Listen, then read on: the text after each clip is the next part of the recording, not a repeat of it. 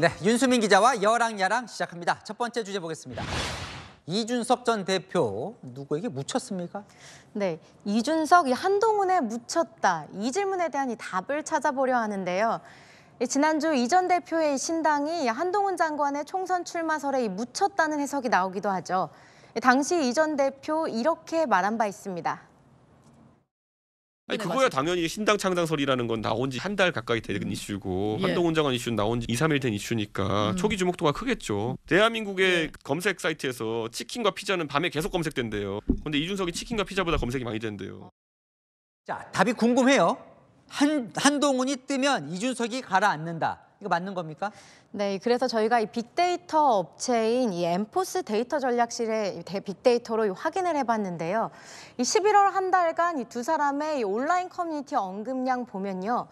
이 전 대표 이 11월 초 신당 바람 타고 언급량이 많아지죠. 그 이후에도 그러니까 한 장관 총선 출마설이 나온 이후에도 줄어들진 않습니다.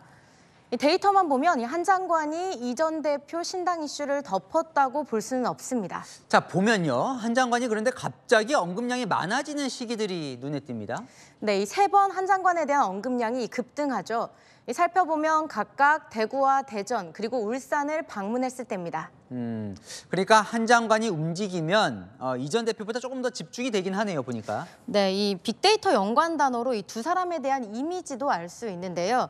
이 두 사람 모두 이 긍정, 부정, 이 중립 단어가 이렇게 골고루 언급됐습니다. 즉, 아직 두 사람에 대한 국민의 평가가 진행형이라는 거죠.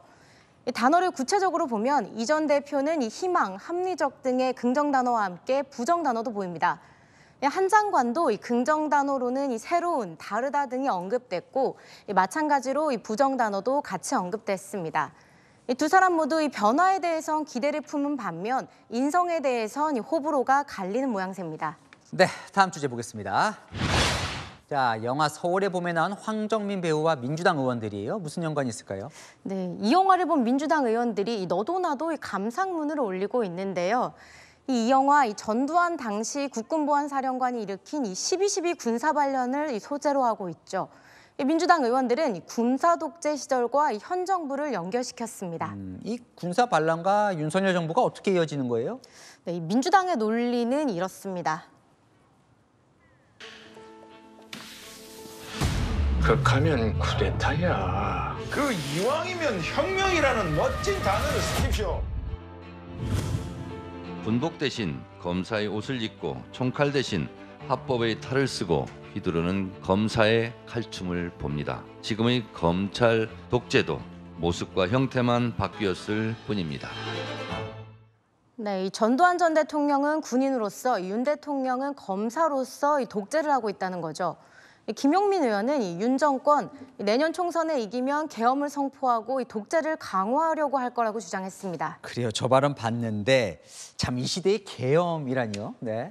네, 이 계엄할 수 있으니 이 국민이 뭉치자, 이 지지자에 던지는 메시지 같은데요. 이 노웅래 의원, 우리 국민들이 독재 정권을 무너뜨린 저력을 가지고 있다고 강조했습니다. 국민의힘은 터무니없는 막말이라며 반발했습니다.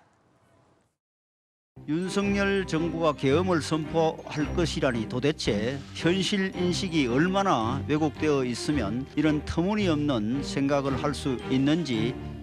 영화 한 편 보고 감상에 빠져가지고 근데 이게 정치인입니까? 지금 민주당의 막말의 수위가 갈수록 심해지고 있어요. 영화 감상치고는 좀 과격하기도 하네요. 네. 네, 그러다 보니 이 민주당 지도부도 이 조심스러운 모습입니다. 비공개에서도 계속해서 조심들 해줬으면 좋겠다라는 말은 계속 나오고는 있습니다. 네, 그러고 보면 이 내년 총선 이 봄에는 이 총선이 있는데요. 이 총선 때 서울의 봄은 어떨지도 궁금해집니다. 네, 지금까지 여랑야랑이었습니다.